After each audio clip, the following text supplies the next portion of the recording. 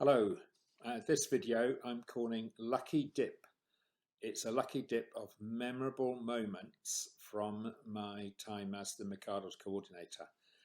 I should have a top hat for this, but I've got a flat cap instead, and I've got my lucky dips in here. So we're going to go straight off to look for the first one. Here we go. I've got a note here. Oh, right, this one. Normally, these items will very often be anonymous, but this one I'm sure she won't mind me mentioning her name. This is Lucy, who you may have known online already. She was only age 5 at the time of this, and it was on the first ever children and parents event. And we were walking along, and she suddenly stopped and needed a rest. And she was counting to 30 as taught. Very good. But her dad said that if she was annoyed about having to stop, she would skip some numbers. So it would be sort of 10, 11, 12, 17, 19, 25, 30, as though getting to 30 was the point rather than the 30 seconds. So she hadn't quite got the point, but she has now, and she's great. So there we go. That's number one. Number two coming up. Here we go. It's another young person, Leighton, who was 11 at the time, over here from America with his mum on our walking course. I can't remember if it was the full, I think it was on the full course. And we did a mountain called Conway Mountain, 800 feet from sea level. And about 2/3 of the way up, his mum, Melissa, decided, no, this is enough. I'm not going anymore. I think it was mainly because of the exposure. But Leighton was keen, and she gave permission for him to come on with us. And in fact, Leighton got to the top first. So well done, Leighton. He's now nearly as tall as the 800 feet. Okay, this is the next one coming out. Here we go. Oh, right, yeah. This was when I took over as coordinator. I was going through everybody in our database, working my way down the list, just seeing who everybody was. And there was a man and his sister who were diagnosed with McArdle's many years ago. And talking to them, they didn't seem quite the typical case, been diagnosed by muscle biopsy. And I encouraged them to come to the clinic. And when finally it moved to London, it was easier for them to come to the clinic. And he came, and sitting in the reception area, chatting to him, waiting for his appointment, I became more and more convinced that he did not have McArdle's, that it was a misdiagnosis. And it turned out, sure enough, he doesn't have McArdle's. He's got something called periodic paralysis. So it really is a good idea to, if you've been diagnosed by muscle biopsy or other methods years ago, do get DNA testing. Okay, next one. Here we go. Oh yes, I was at a workshop in France about GSD5, McArdle's, and another GSD, I can't remember which one. And there was a group of doctors talking, luckily in English, because I failed my French O-level. And so I was able to listen to what they were saying. And they were talking about a book. And one of them particularly was saying how useful this book was, that it was such a useful reference when he needed to look something up about McArdle's. I thought, oh, goodness, I've got to find out what this is. So when I got a chance to interrupt, I said, do you mind telling me what this is about this book? What book is it? And he turned to his briefcase and pulled out a copy of the McArdle's Disease Handbook, published, of course, by GSD and written for us by Dr. Catherine Birch. And I was amazed. And I said, oh, do you mind telling me how you got it? And he flipped through the book. This is Dr. Portereau. And he found a letter in the book, and he passed me the letter, and it was a letter from me.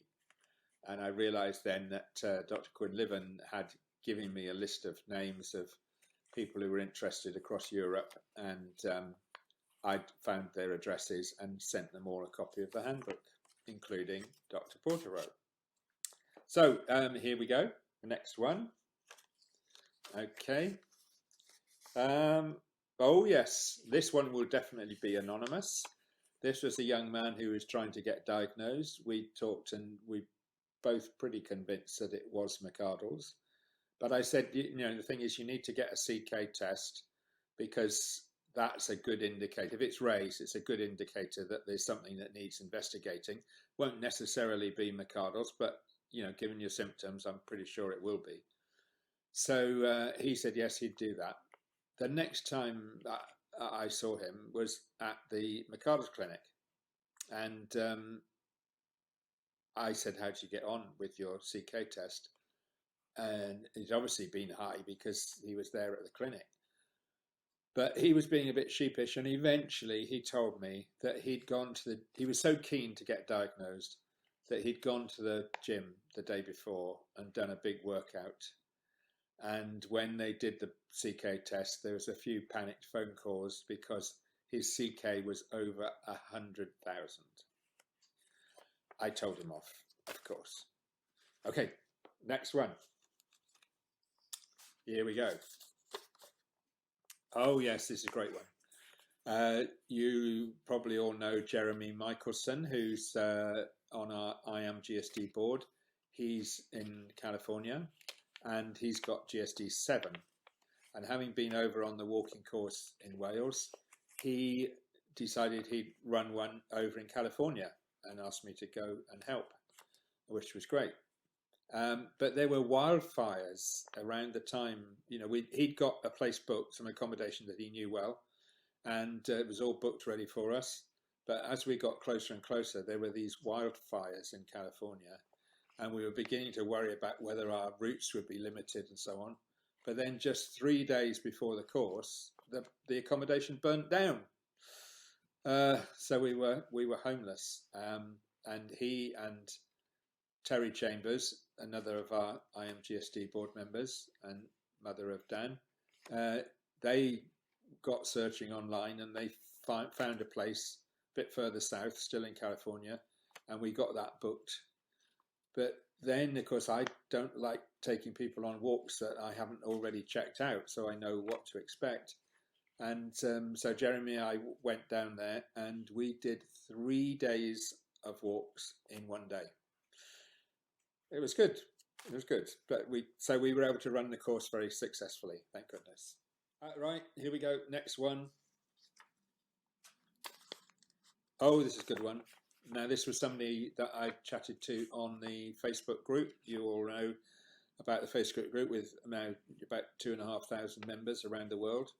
And this man, again, seemed rather different to the normal McArdles. And I was suspicious and I had a few ideas, but I encouraged him to go for genetic testing. And lo and behold, the testing proved that he did not have GSD 5 McArdle's, but he had GSD 6 Hers disease, which is much more liver based than muscle, bit of both, but mainly liver. And that was the explanation of how he was so different to other people. Here we go again. Tell me when you're getting bored. Here we go. Oh, right, yes. This was a young man who shall be anonymous, who was on our walking course in Pembrokeshire, and we were playing a ball game, in the bit of grass next to our accommodation, and the ball went over a fence and into a field. And so he very kindly went over the fence to go and get the ball, and he threw the ball back, and as he came back over, he got an electric shock. It turned out we hadn't realised, nobody had told us, there was an electric wire coming down the fence. It's one of these ones that they have to stop the cattle pressing on the fence and that sort of thing. It just gives a pulse of electric shock every now and again through the wire. And he got it and fell down with shock, double shock. And then when he got up, because he hadn't realised what was happening, he contacted the fence again and got another shock. So he was really upset, and obviously we were upset for him as well.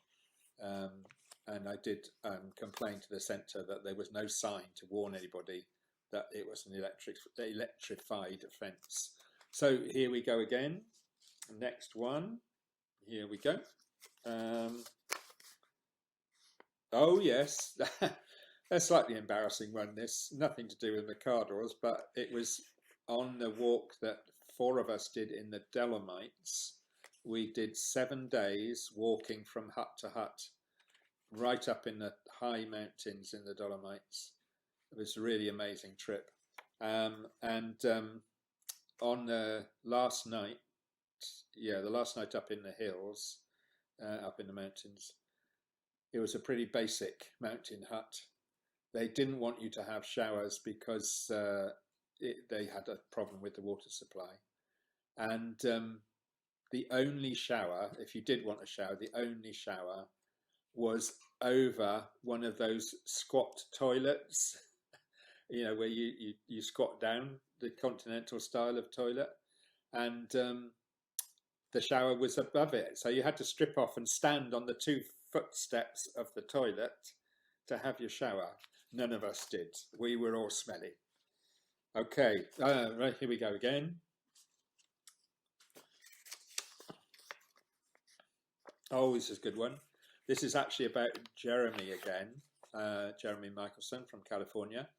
He was over in Copenhagen on a sort of student exchange, and he contacted me, and I invited, because the following weekend was the annual GSD 7, because he's got GSD 7 clinic. We do it once a year because we've got about 6 or 7 patients with GSD 7, and because he didn't have an appointment, he's American, but I arranged very kindly for one of the patients, very kindly agreed to have him in as their helper, that person to help accompany you. Anyway, it turned out that they were interested in Jeremy because he had type 7 and wanted to interview him. And so Renata, Dr. Skalko, who you probably remember from the clinic, was in a room interviewing Jeremy.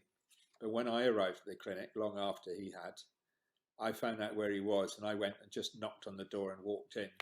And Renata, completely understandably, said, "Andrew, I am with a patient." I said, "No, that's not a patient, that's Jeremy." And he got up and gave me a hug. So yeah, that was good fun. Poor Renata was a bit surprised that although Jeremy and I never met, you know, we knew each other quite well by then. and he wasn't really there as a patient. They'd just taken advantage of being able to interview another type 7 person. I think they were putting him in the Euromac registry. So anyway, moving on. Next one. This is about Dan Chambers, who was on the Walk Over Wales, and he's been over several times to help us with the walking courses since then. And I think it was 2013, perhaps, I'm not sure, that I said, "Why don't you stay on a bit longer after the course, and we'll do some climbs that we can't do on the course because they're too demanding." And we did a thing called the Snowdon Horseshoe, a big circle, well, actually a horseshoe of 4 mountains, Cribgoch, Snowdon and Llywydd. Anyway, so it's a major climb, really, and we set off at 6 in the morning. We got back into the car park at 6 at night, so we'd taken 12 hours. And when we got back down into the bottom of the horseshoe, and we were looking up at the mountains, this magnificent panorama of these mountains, I said to Dan, "You do realise, don't you, that every McArdle's expert in the world, and probably every McArdle's patient, will tell you people with McArdle's can't do that, and we've just done it." So that was nice. Okay, next. Here we go. Oh, this is about the walk over Wales again. So that was 2010 when we walked across Wales from north to south, 210 miles, 32 days. We'd been getting press coverage along the route, but it was mainly the local press, you know, the local papers who would do a nice story. We often had half a page in their weekly papers explaining what we were doing and accounting for our progress across Wales, which was great. But when we got to Cardiff, of course, the TV stations were closer at hand, and it was we were finishing at the Senedd, which is the Parliament building for Wales in Cardiff Bay, and so that's a sort of feature in itself. And lo and behold, we got ITV News came to film us on the last day. They filmed us at the start at Llandaff, and we did about, I just think, 4 miles or so on the last day. So we were finishing at early afternoon, I think it was, and we got filmed coming into arrival, and each of us were interviewed, and it went out on the ITV national news in Wales at 6 p.m. that evening. It's been a long 32 days for the team, both emotionally and physically, but they hope their efforts will help to make people more aware of the illness that they live with every day. Marie-Claire Kerry-Jones, Wales Tonight, Cardiff Bay. So that was a great bit of coverage. Here we go. All right.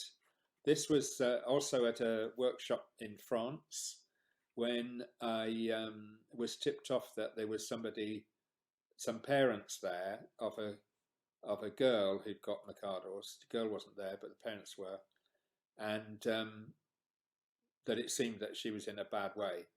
So I looked around, and finally I identified these parents, who were of course speaking French to each other, but I interrupted and said who I was, and you know, were they the people with the daughter with McArdle's? And they said, oh yes. And of course we had a long chat, and I gave them my details. We swapped details, and then to get a cheap ticket on Eurostar, I'd actually was staying a couple of days for sightseeing and going back midweek, and but the next day I suddenly realised I could go and see them. They lived near Paris. You know, I could meet the girl. So I phoned them, and the morning, my last morning, they phoned me back and said, oh yes, they'd love for me to come, and if I got the train out, they told me what train to get, and they'd meet me at the station. So I went to meet. I think her name will remain confidential. But I met her, and she was in a wheelchair, and had been off school for 2 years. And I think the nicest thing was that she'd got the 101 tips book in French, which she'd got from her parents. We'd given it to her parents the day before or 2 days before. So it was a new thing for her, and it was on her desk. And I said, pass me your book. And she was a bit nervous, not wanting to give it to me. And I put a dedication to her and signed it for her and gave it back. So then she was rather pleased that, you know, I was somebody who obviously knew about McArdle's. And we talked for a long time. And then she said, would I come out for a walk with her? And she could only walk probably, 50 yards, and then she'd sit on a collapsible stool that her mum carried for her, and then we'd do another 50 yards, and all we did was 100 yards out, 100 yards back, you know. But we talked about second wind and so on, and need for rest and things like that. And I was very pleased to have met her, and I left, came back to Britain, and only a few weeks later, her mum emailed me to say she'd just walked a kilometre. So she's made an amazing recovery. It's really good, and she was back at school and doing well. And 2 years later, she came on the Children and Parents event in Wales and walked with us every day. Here we go again. Getting near the end now. Oh, right. This is one about Euromac, actually. I'm on the board of, or steering group, I think we call it, of Euromac as a patient representative. And our first meeting was in Liechtenstein. And I flew out there, not having met anybody apart from actually Ros Quinlivan, obviously from the London Clinic, and John Vissing from Copenhagen, who'd been over to our conference kindly to give a talk. But I didn't know any of the other people involved. And came through immigration and so on in and out to the place in the airport where you can start to meet people. And this man rushed up to me and gave me a hug. And I was a bit surprised. And it turned out it was Tony Andrea, who was one of the prime movers in getting, he's from Spain, one of the prime movers in getting Euromac started. And I didn't know him from Adam, but he knew me, he knew my face from the various publications and so on. So he could recognize me, and he was very pleased to see me. And I was very pleased to see him because he gave me a lift to the hotel and I didn't have to worry about where the hell I was going. So here we go again. There's only a couple more, don't worry. Oh, this was in the early days of the clinic, and I met a young man. I was very keen. Obviously, when we get children diagnosed, that's really good news. And I wanted to know his age, and he said, "Well, I'm nearly, but not quite 14." I think he didn't want to admit to being 13. Okay, right, here we go. Oh, this is one. On one day on Walk Over Wales, Dr. Quinlivan came and joined us, and in discussion, I talked about about 30 for 80, 30 seconds rest to recover 80% of the ATP in the muscle. And so people tended to stop for too little time, and they'd start off again and run into trouble almost straight away. You really need to rest for 30 seconds. Even though you start to feel okay, wait for 30 seconds before you set off again. And she told me that I shouldn't be telling people this because, where's the evidence? Where's the research paper to back it up? And we talked about that, and I thought I'd sorted it out, but no, in the clinic one day, I must have told it to a patient, and she interceded again and said, "No, Andrew, you mustn't say that because it's not the evidence."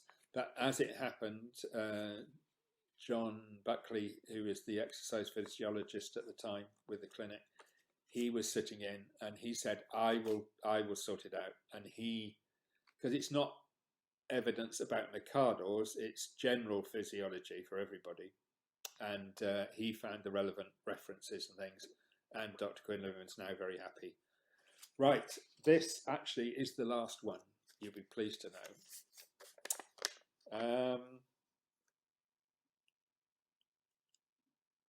Oh yes, I know. Sorry, I couldn't quite understand what this note was, but this was also on the Walk Over Wales, and walking right the way across Wales. As I live in mid Wales, I wanted to walk to my house and away from my house on the way through, and so we did a walk from the Elan Valley over across the mountains, partly the Abergwynsin Common. And it was quite a challenge because we did a big climb fairly early on, and then there was boggy ground to get across. Then we went down a valley, across a little lane, had to go up again the same sort of amount as we climbed originally, which is a bit off-putting when it's the second climb of the day. And we got up the top of there and we looked on down a ridge, and I said, that's the way we're going. So they said, "Is it that next hill?" Meaning the hill that overlooks my house. Is that it, the next one? Then we'd just have to go down off the hill to my house. I said, no, it's not that one. They said, "So is it the one after that?" I said, no, it's not the one after that. "So it must be the one after that." I said, "No, it's not the one after that. It's the one after that." So it was a long way. We did 9 miles that day, and these 2 climbs, all for me to be able to go via my house. But later on, after the end of the trip, they all sort of generally agreed that it was one of the best days of the trip. So that's interesting, isn't it? I don't understand it really. I think it's something to do with the challenge. Right, that's the wind up. Thank you very much for listening. I do actually have many more anecdotes, and I just might do part 2. So look out on the winter playlist for part 2 of the lucky dip of memorable moments. Bye.